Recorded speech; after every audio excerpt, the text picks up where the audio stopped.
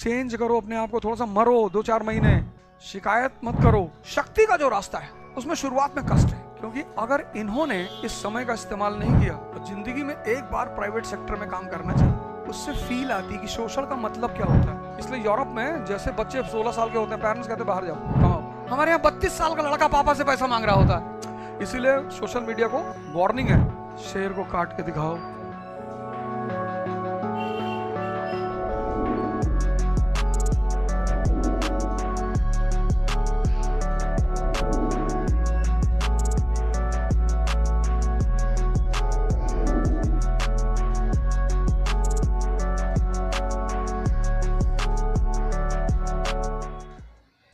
ये गलती मत करना, वॉशरूम में मोबाइल लेके मत जाना, नहीं तो शर्तिया भीख मांगोगे।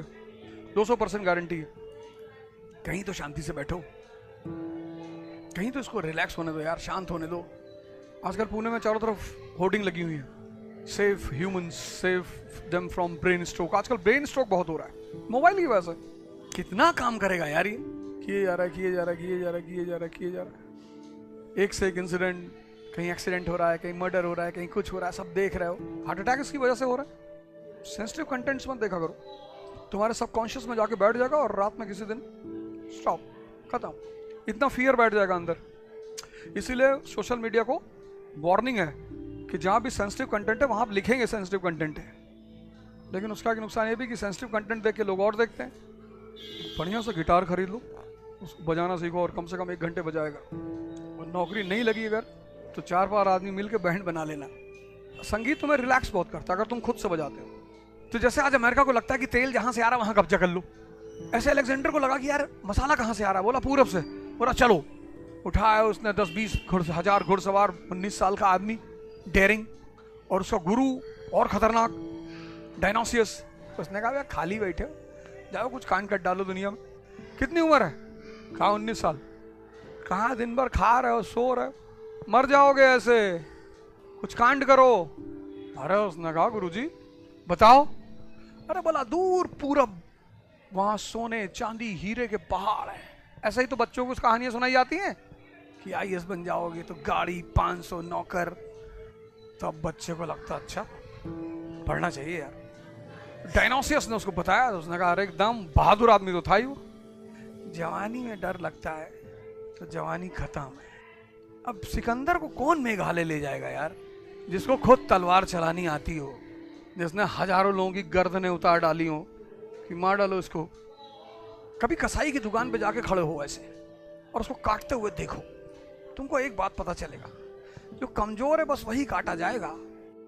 खड़े हैं बकरे बेचारे, वैसे इधर पटक दिए, उठा काट डाले। शेर को काट के दिखाओ, पहली हाथ तो बांध नहीं पाओगे।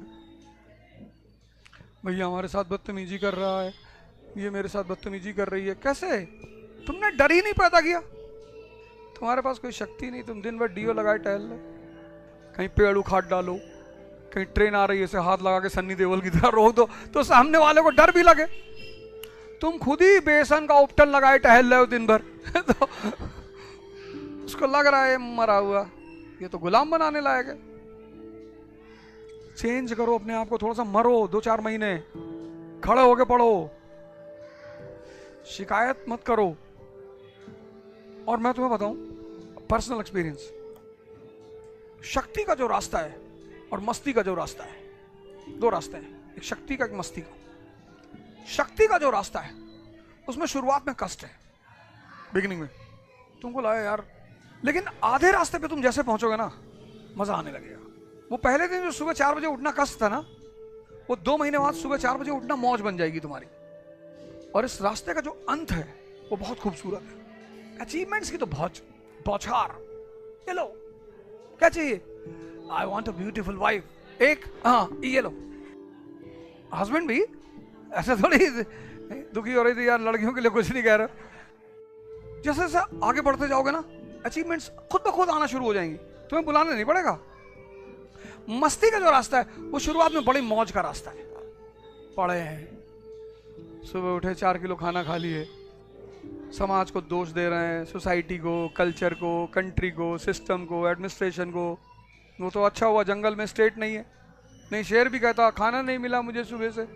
उसके पास ताकत है, वो सुबह उठता, अगर उसको भूख लगती है और दिन में अगर उसने शिकार किया नहीं मिला तो दोपहर में वो किसी पेड़ के नीचे जाके बैठता है और फिर रोर करता है। तो उसकी रोर में इतनी पावर होती है कि जो ऊपर जानवर बंदर अंदर बैठे होते हैं ना, बेहोश होकर गिर जाते हैं।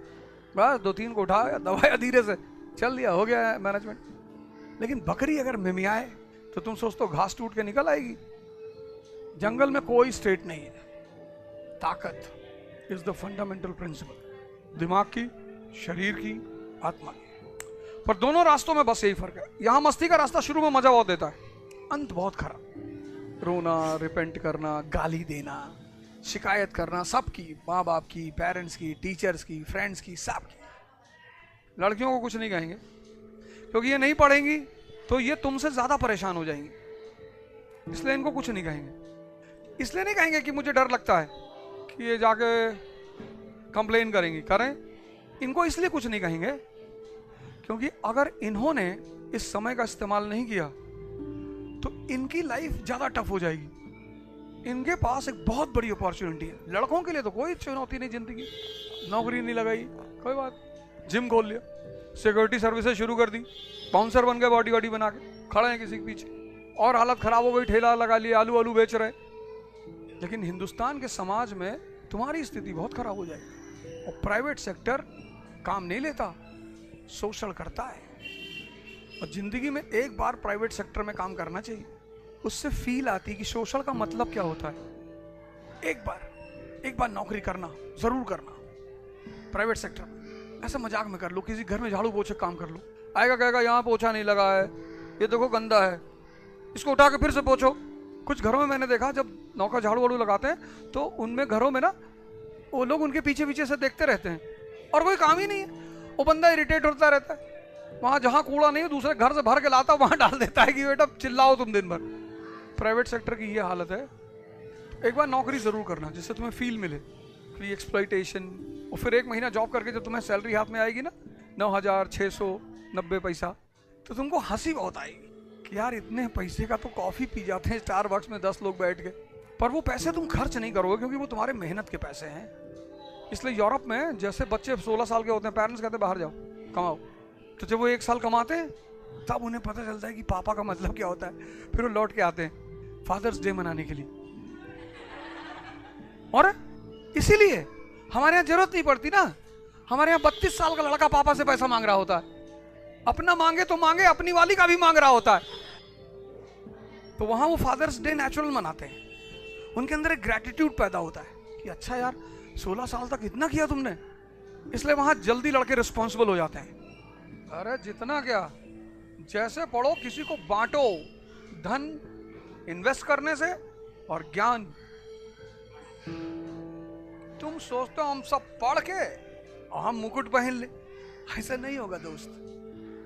तुम यार 10 आदमी अपने साथ नहीं रख सकते हो, कांड करो।